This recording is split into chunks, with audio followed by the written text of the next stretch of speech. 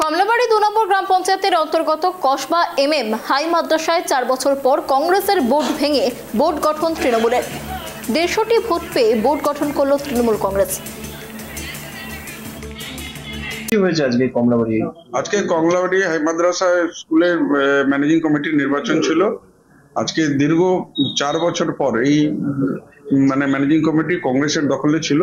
আজকে সেটা কংগ্রেস মুক্ত হলো। আমরা 150 ভোটের ব্যবধানে আমরা তৃণমূল কংগ্রেসের ইনপ্যানেলের আজকে বোর্ড হয়েছে। হ্যাঁ, আর এটা এখন আজ থেকে তৃণমূল কংগ্রেসের দখলে এলো কমলাবাড়ি মাদ্রাসা। কতখানি সুবিধা হবে?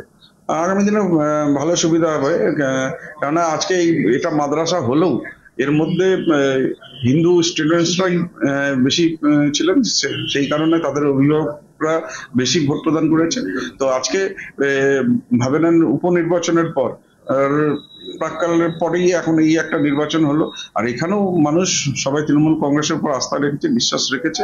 আগামী দিনে ভাবে নেন মাদ্রাসা স্কুলে যেহেতু এটা তৃণমূল কংগ্রেসের দখলে আছে, আমি আশা রাখবো এই স্কুলটার আগামী দিনে ভালো ডেভেলপমেন্ট। বিগত দিনে কোন দলে ছিল?